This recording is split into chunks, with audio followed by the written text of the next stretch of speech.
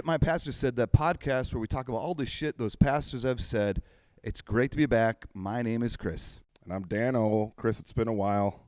How we doing? You know, all-time high. It's good to see your face and all your teeth. Did you do anything for Mother's Day yesterday? I spent time with our mother. You remember her?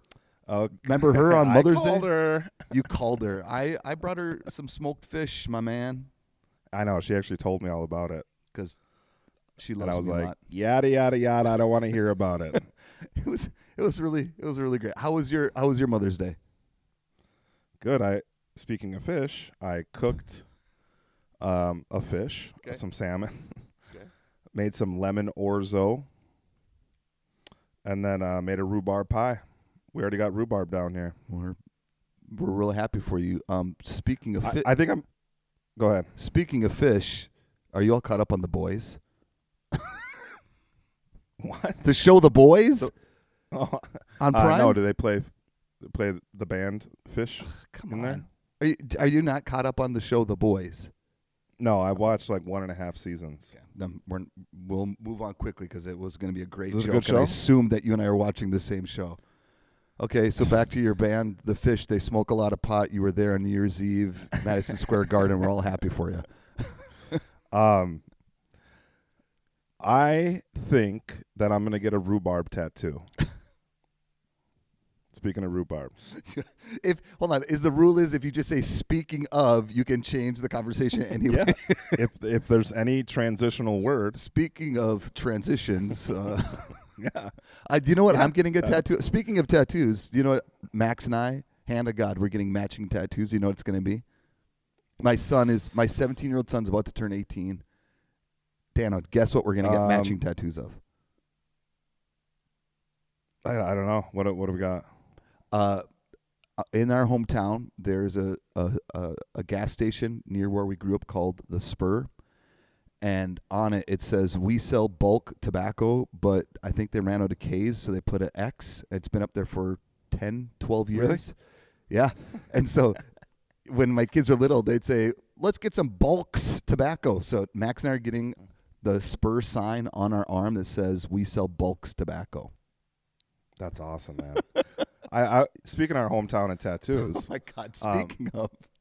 I think I want to get the, which bridge? Do you think the swinging bridge tattoo or the bike trail bridge tattoo? You told me forever ago that you were going to get the Little Horn River on your Little Horn River? Is this Barnum, my man? We're talking Carlton. It's called Otter Otter Creek. Sorry, Otter Creek. Otter Creek.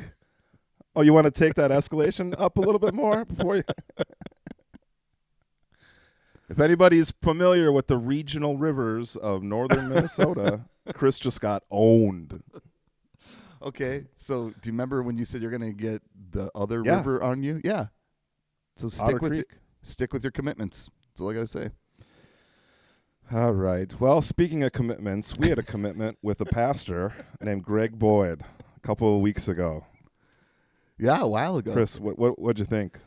My favorite part was when we got done and Dano looked at me over the internet and said, are we born-again Christians again?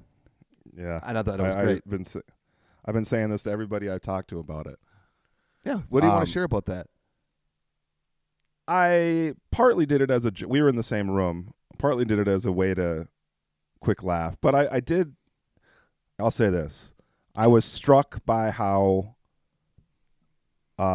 inspiring and insightful, and I think it was more like, I don't think I'm a born-again Christian again, but I definitely think like I was reminded in a beautiful way of strong values and beliefs that Greg Boyd kind of like reaffirmed that I still hold deeply. Does that make sense? Totally.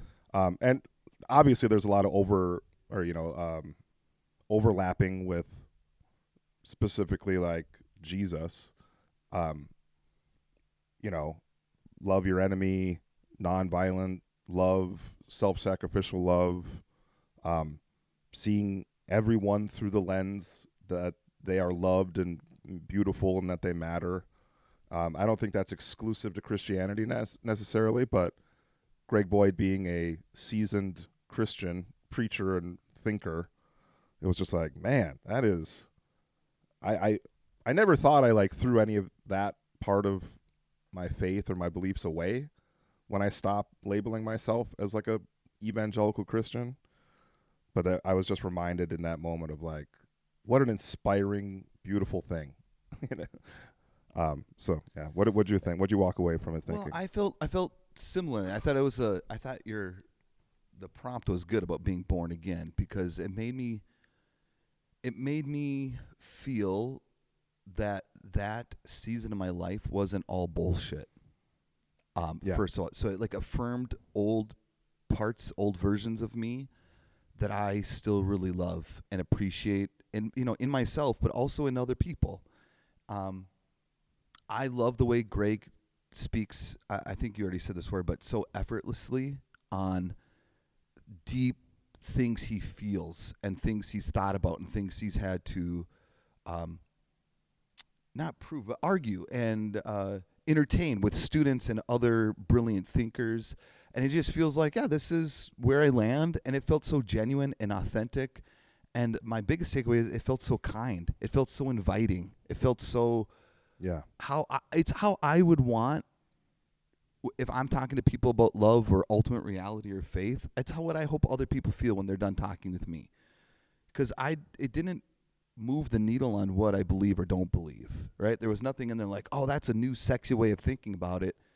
It felt just like very affirming of like, oh, there's a lot of things that do matter, but the way that we love God and the way we love one another.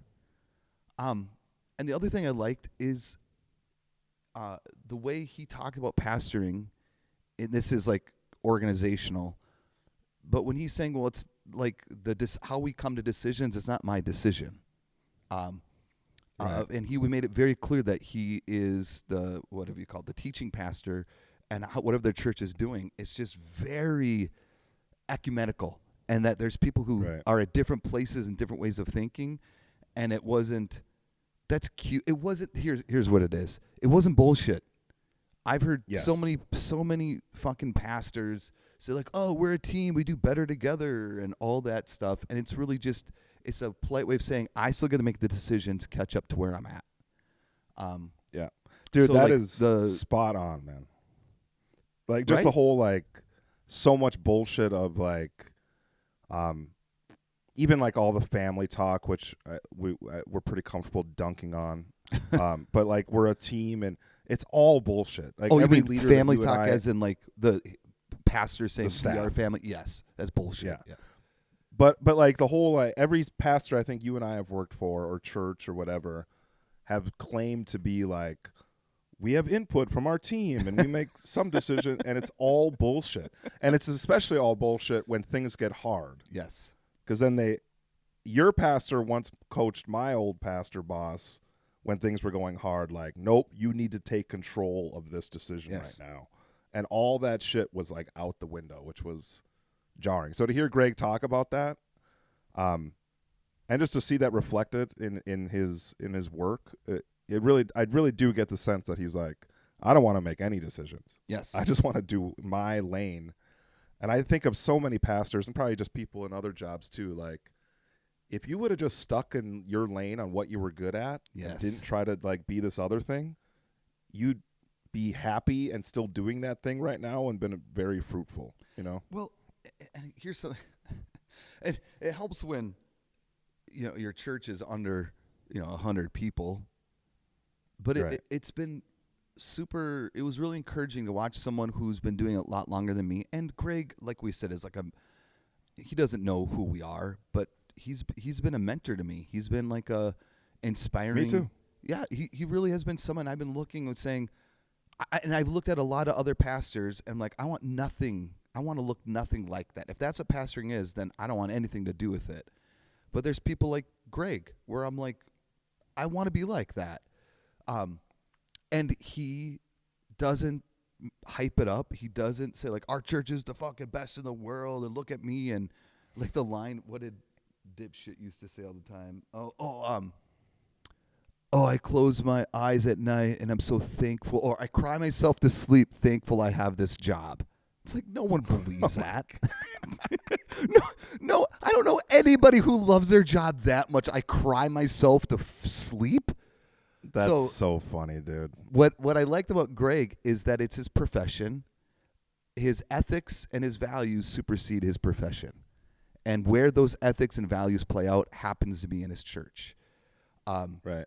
And it makes me feel better because I love my job. I really, really do. But it's not who I am, right? I am just, I am Kris who believes in process theology in nonviolent ways, and loving and belonging are essential. And that plays out because I'm a clergy member. I'm a pastor. And so it felt really good. You know, when people say don't meet your heroes, it felt really good to talk to them, and it wasn't. I mean, people don't know this. We can share this. I was working with someone else in his church about scheduling this, and they said 1 p.m. and I said great. And in my ADHD brain, I said 2 p.m. So I wrote down 2 p.m. And Greg, we get a phone call. We get a phone call. Well, first of all, you big brother stiff armed me. I did earlier in the day when I was like, dude, I think it's 1. You're like, no, I told you to get here at 1. Yep, I did do that. I didn't sound that aggressive, but I did use those words. I think it was more like, hey, little brother, I love you. Let's meet at 1. So then we get a phone call, and I don't usually answer. What do you call it? With not knowing. Phone calls. A, phone calls. B, people I don't know. And Greg's like, hey, this is Greg Boyd. I think we're supposed to meet. God, did we scramble so hard? Like, yes, sir. Yes, I mean, sir. honestly, it was like, how gracious is that even? Like, Yes. that he did our podcast. Like, we're truly nobody to him, and that, you know what I mean? Like, Yeah. there's no like even somebody he was doing a favor for that he needed to show up for it. You know what I mean? I pray that when I am supposed to meet someone I don't know and they don't show up, it's like, thank God I can leave. I don't have to do that. I'm the same way. And if he gave us 10, 15 minutes, I would give people 30 seconds. I'd be watching the clock he gave us like, by the time we recorded, we didn't start recording until like 25 minutes after 1. It's crazy. Oh God. You know, we like, speaking of meeting your heroes, like, I feel like you and I, every couple of months, I mean, we just did it a few weeks ago, of like someone we used to revere, news drops that they're like a fucking monster sexual predator. You know what I mean? Yeah. And like, I mean, I don't know. Can we say the name? I don't really give a shit. No. But somebody that led this ministry that we used to, they weren't local to us. Yeah. I know what you're saying. Yeah, of course you can. It's public information. Yeah, Danny Myers. And we only use them because they did this, I don't know, what do you call it, curriculum of like Christian.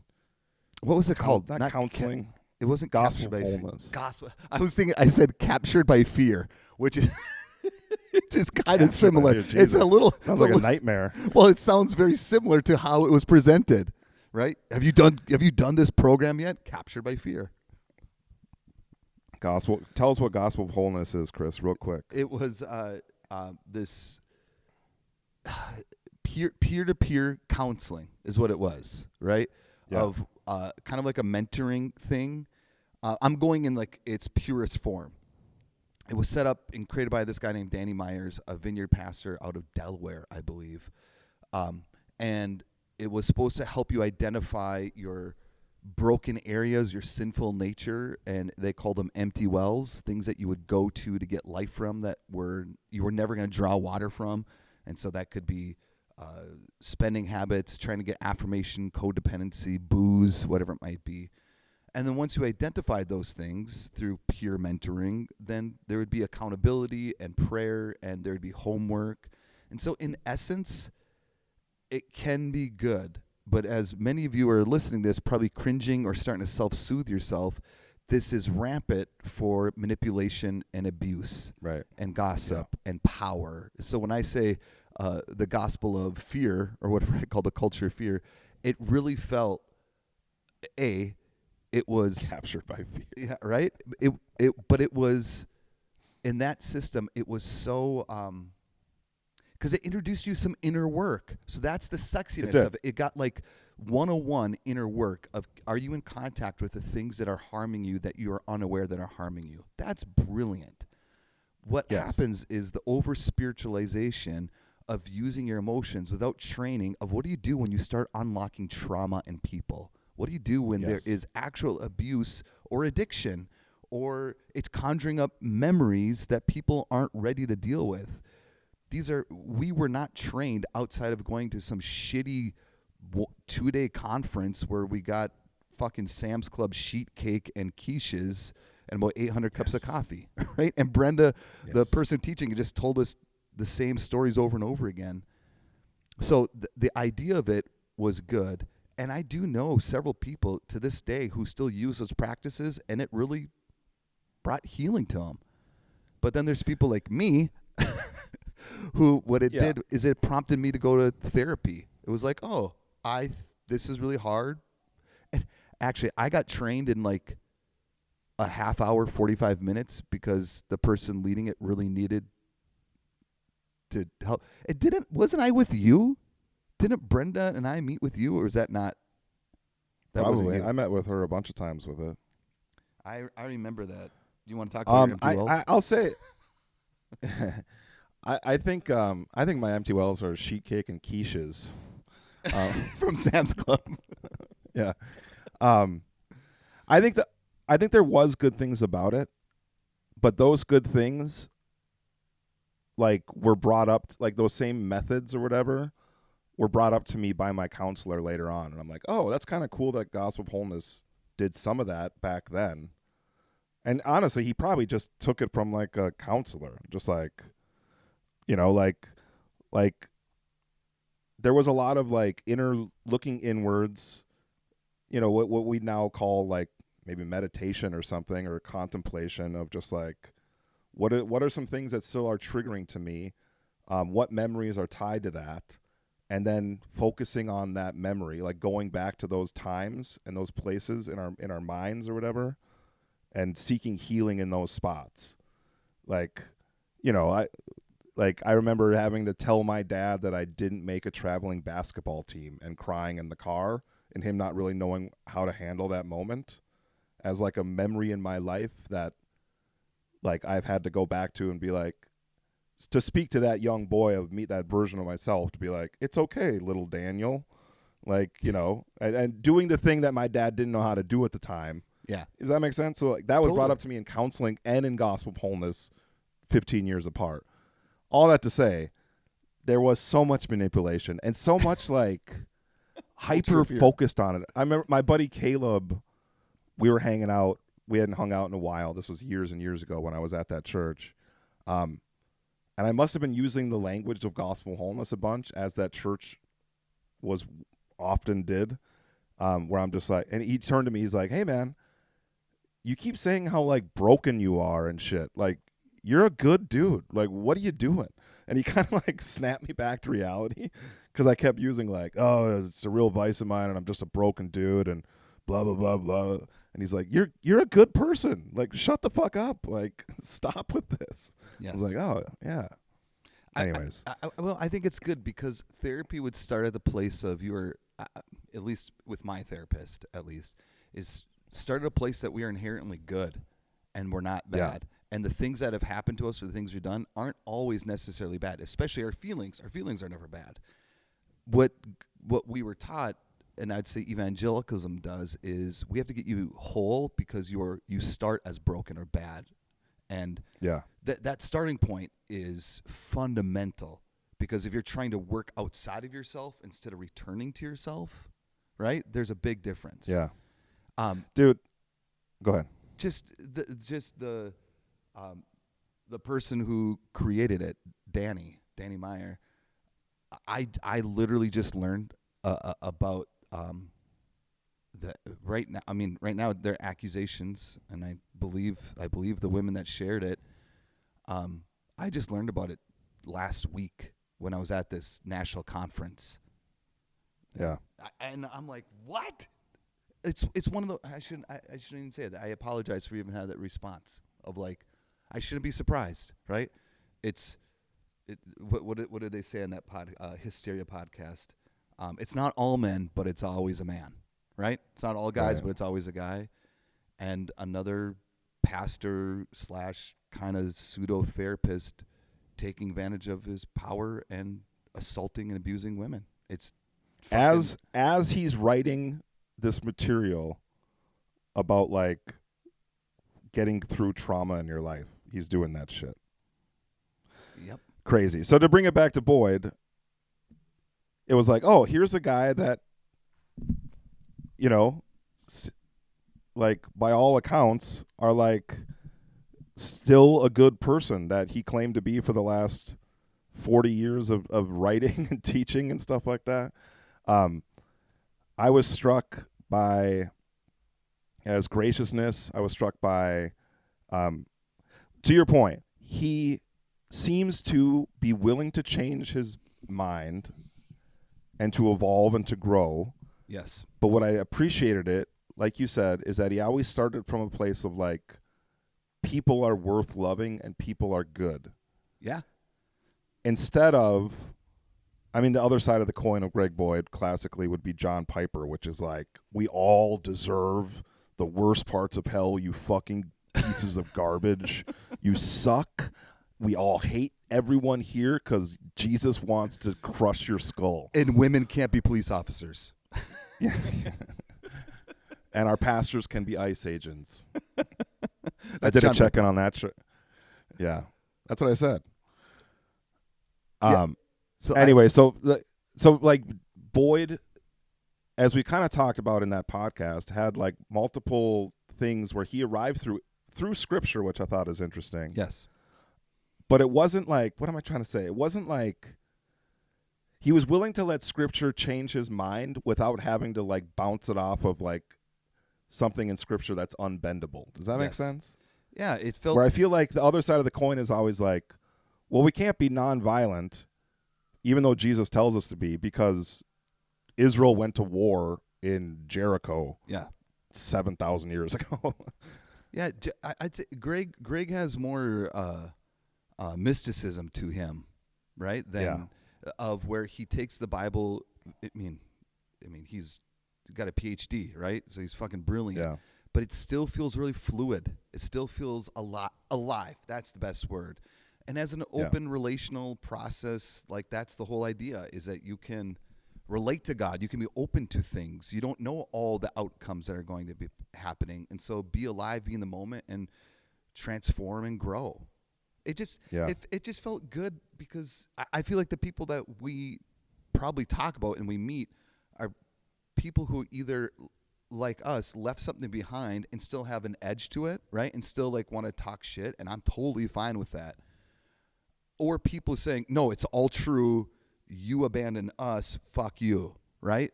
So to have someone in a more third way of saying, like he talked about spirits and demons, right? And I'm just like, Yeah, you and I kind of gymmed to the camera at that moment. Good.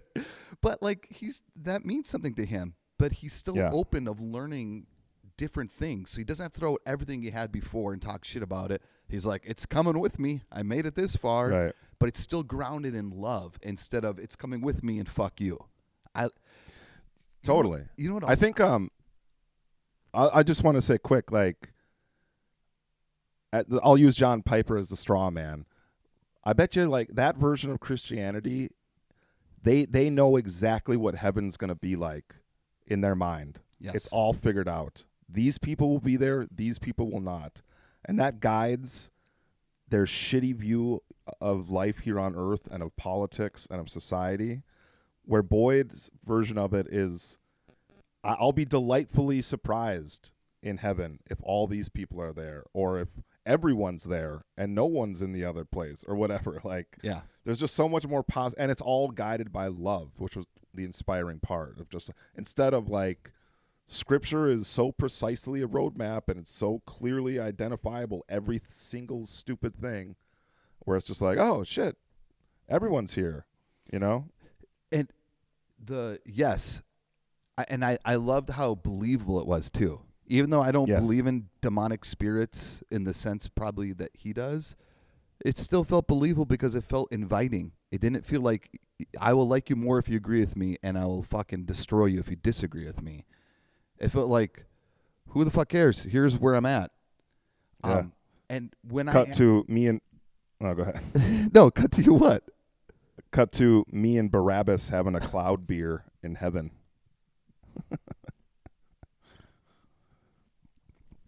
That's good. Are you gonna Barabbas. do you think you have a recording of that somewhere? Do you think someone's gonna mail that to you? I do have a recording of Barabbas. I have a fun recording I'm gonna find it one of these days. The last thing on Boyd, when I asked him about like his grandchildren and what does he hope for the church, I was looking and almost expecting a wildly different answer. Because when he said, well, I just hope he kind of just talked about his church a little bit. Right. And I was getting more of like, does the church need to transform in order for it to be relevant in the future? And he made it sound like no. And when he said, I hope that they have something during the week instead of just a Sunday service that they can bring like life together. Honestly, I'm like, maybe small groups aren't so bad. And I went to this conference where I got to talk about small groups with a lot of different pastors and organizations. And that was one thing I talked about the most was like, how do you do small groups? And let me ask you if it's bullshit or not without telling you it's bullshit. Right. And it was 50-50. Some of them like do them just to do them. And I met this wonderful, they wouldn't call themselves a pastor, this leader of this home church movement in California. That was super interesting. And the way they talked about small groups was like similar to Greg Boyd. It was all on, we just want to connect and have friends in any way we can. Yeah. And I love that because again, just from where you and I are at, I'm not there yet, but I want to be places where I could talk about faith and community in ways that are really inspiring to me without having to convince someone if it's the best or not. Right. We should do an episode on small groups. I got some wild stories. Dano, I still bump into a person from your small. Oh yeah. Yes, we will. We'll do it. And the other thing that we don't have time to get into a lot, if at all, is at that conference, the pressure. Is it the pressure? I wouldn't say it's pressure. I guess the expectation of former versions of Kris, because I don't go to conferences a lot. I go to one a year. Mm-hmm. And I still have to work through all my church. It's not spiritual trauma now. It's church trauma. And walking to a space with other Christian leaders and thinkers and artists still feels really triggering. Specifically watching people trying to climb some sort of social ladder of trying to like connect and be known. And even more so is people trying to be known, right? Of like, I hate it. It happens at conferences so much. And not the main thing, but one thing that I always thought walking into conferences like that, especially like smaller regional conferences, is like, that guy made it to the top of the ladder. Like, that guy, everyone thinks that guy's funny. We're gonna do a future episode just on this. Like, that guy just did a freestyle rap on mic and everyone cheered. I know exactly what you're talking about. I know you do. Like, how is that guy like the number 3 coolest guy in the room all of a sudden? What the fuck? And that guy is just a horrible misogynist too. This is. Let's get him on the pod, dude. My wife she said the most dangerous man is a man who thinks he's a feminist. I'm like, yeah, fuck. That's why I don't think I'm a feminist. Just kidding, ladies. Happy Mother's Day. Ladies are gonna love that joke now. Okay, Dan, do you have any? So let's talk about the social climbing thing. Okay. I mean, yeah, I was okay at schmoozing a room, but I'm better at schmoozing a room. I was thinking of like church conferences or whatever. I think I wasn't good at meeting leaders I was trying to impress. I think I was really good at like the post-conference lunch at a small table where 3 people know me and 5 people don't. Like a wedding table is my bread and butter. Just like, I'm going to do the funny dancing fork trick behind the napkin. I'm going to do the Benny and June dancing buns thing. The tooth coming out of your mouth thing. Tooth coming out of my mouth, pretending like it's on a string. But I always like got such anxiety of like, okay, I want to be a church planner someday. I'm an associate pastor. I need to. And we had former guest Dave Schmelzer. I approached him at a conference and asked him this dumb question, and he looked at me like, oh, this young man is an insane narcissist, and I'm going to just blow him off as hardest as anyone's ever dismissed someone ever. And it was crushing. What was the question? It's like, Dave, what would be some advice you'd give to an aspiring young pastor? And he looked at me like, huh? I don't know. Follow God. It's truly. It was just like, hop off my dick, Dano, is what he said. It was brutal. But I have a new job now, and I literally changed careers, which is why recordings have been a little more spotty. We're trying to figure out that schedule. I think we now have a schedule we can do every week, which is going to be great to do. But like I'm in a industry that I'm unfamiliar with. A lot of it does depend on just like networking and schmoozing, but I keep getting this like, I don't know the word for it, like emotional flashbacks of like, oh, I feel the same. I feel like I'm in a similar space as I was in those conferences 20 years ago. And, that like I'm a competitive person, and I truly, speaking of therapy, like it's cringe, embarrassing how I would pit myself against certain people in my past. Yes. Max, my old buddy Max, we'd love to get him on the pod sometime. Like I ruined a friendship because I was so competitive with wanting to be a church planner at the same time as him or before him or better than him. That's interesting. I don't remember you ruining a friendship over that. Well, I don't know if I ruined a friendship, but I think when we stopped living in the same city, it was easy to just kind of like stop talking to each other. I think we'd be fast friends if we were in similar places, but I was vying for the attention that he was getting from leadership. Totally. Is a better way to say it. Yeah. And he got chosen to do this internship, and I didn't, and that was crushing to me. So it wasn't him, the person. It was he was getting the things I wanted to get. Yes. Anyway, so this new job, I don't feel that way at all.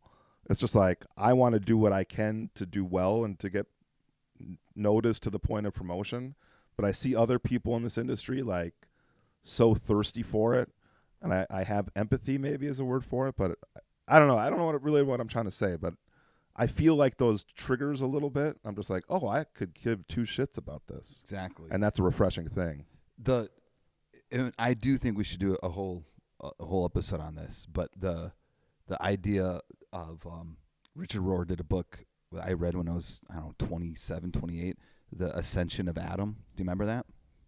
I never read it. Oh, it's fucking brilliant. It's just essentially men in their 20s are so focused on ascending, where traditionally not all women and not all men either, but women, imagine this, in a patriarchal society have different expectations, and so they descend for a lot of different reasons, not by choice either. And so when you get to that point of where what he says then is then men have to descend, and that's usually midlife crisis. Either men embrace it, interesting, or they fight it, and that's the toxic midlife crisis. And I totally feel myself in a descending, and it doesn't feel like losing. It feels like coming back to myself. And that's why I would love to do a longer discussion on this in comparative to where you're at in a different field, because I don't think it's tied to Christianity. I think it's tied to patriarchy and power, personally. Yeah. And I think it'd be, and I have a couple funny stories, but I think it'd be really good to chat through that. Yeah, I mean, I work with a lot of people that are, freshly out of college, and they have an opportunity to make like a pretty lucrative career if they just keep going in this direction. Yeah. And thinking about where I was at when I was that age, I don't know. And then I got fired from that industry, from ministry, and it broke me for 15 years. Yeah. I feel like, but now it's I'm back, baby. but now it's just like I'm back in the sense of like I could care less about. I don't know. It does feel like a healthier place of like, it is. oh, this focus on, what's the word? Respect. Ambition. Respect. I don't know if I ever had respect. Ambition is just like being, I don't know, that's an episode to do, to explore the ambition in ministry. Well, and if that's even good.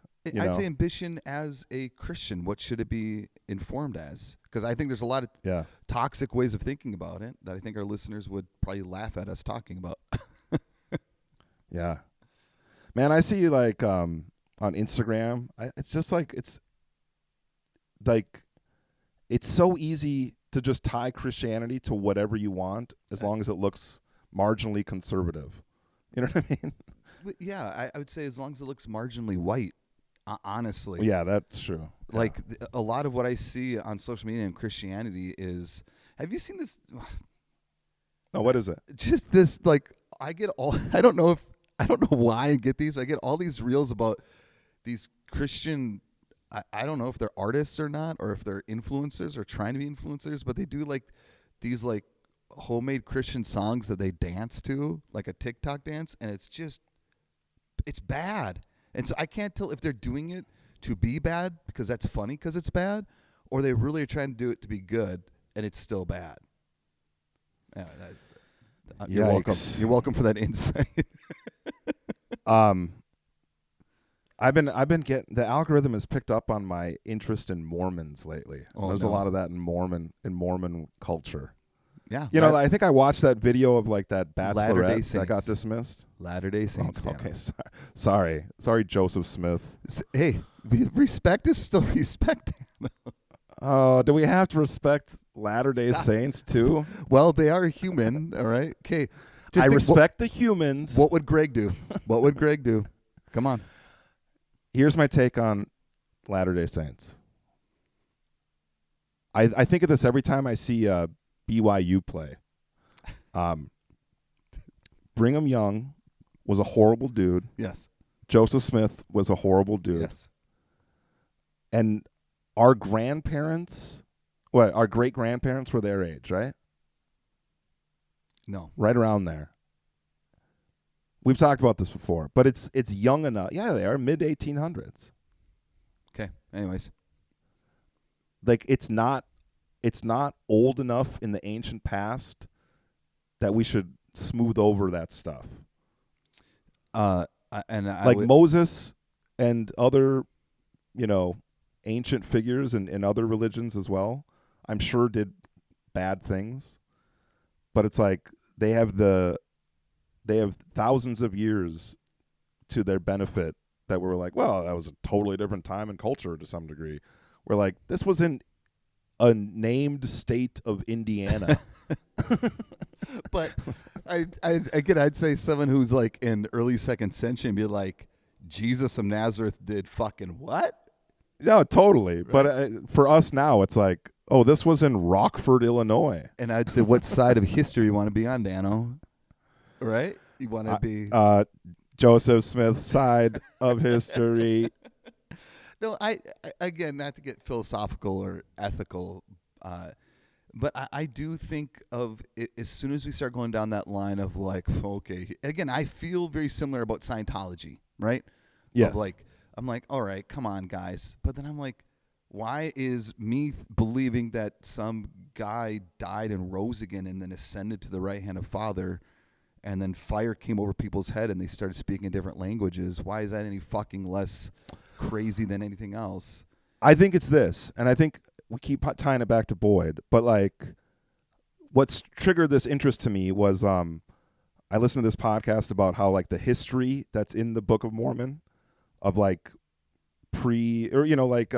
Mexico and United States, like the land of North America. Yeah. Like when they had horses, when the wheel was used in certain areas, when these crops were here.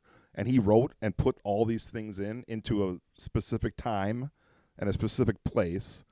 And now scientists for the last 60 years or whatever have been like, this is all bullshit. There was no horses in North America until this day.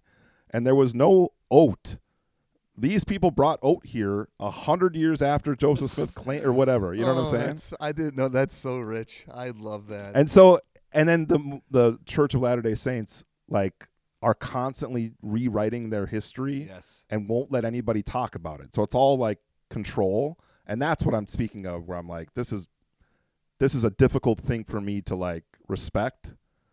If it's like, and Christianity has done this too. Like, you are not allowed to talk about how Joseph Smith said there was horses here 2,000 years ago or whatever. Can you imagine getting that memo as a Latter-day Saint pastor, right? And they're like, but it's true. The horses. Like they have to they have to change college curriculum like every year, which is wild. Anyways. Okay, I like that. You know, Dano, I feel like it's very similar when people are like, hey, I met your brother Daniel. I'm like, who? Who are you talking about? Dano? Like, no tooth? No tooth? You're like, still not ringing a bell. Oh, Dano. Oh, Dano. He was the drummer in Midcoast Sound. That one? Oh, yes, Dano. Yeah, baby. Do you think people are off-put by the name Dano? Like, Not at all. I'm starting this new job, and people like they took it in stride right away. In every other part of my life, people are like, the fuck? What, your name's what now? I'm like, it's Dano. It was a name my brother gave me when I was a kid. Just kind of stuck. I didn't give you that name. Ben Ogren gave you that name. I always thought it was you. Yeah, no, I said it to you, but Ben Ogren's like, I'm like, this is my brother Dan. And he's like, Dano. And then I remember it like it was yesterday. You know what? Well, I am actively trying to remember my senior year of high school. I can drum up a little bit of my graduation and a little bit of my graduation party. Zero. You were there. I went to youth group my senior year of high school, right? yeah. For the most part. I have no memory of that. Okay. That's a great way I don't to know. end. Seniors stop going to youth group, though, right? But I'm saying is, like, my... But you were like a try-hard pastor wannabe, so you were probably right there like, here we go. Well, everybody up. I loved cross-current youth ministries. But I just, there's pockets of where I try accessing memories, and because of my concussions, I can't. And it's still like, there's times where it hurts. It's like, oh, fuck, I'm never getting that memory back.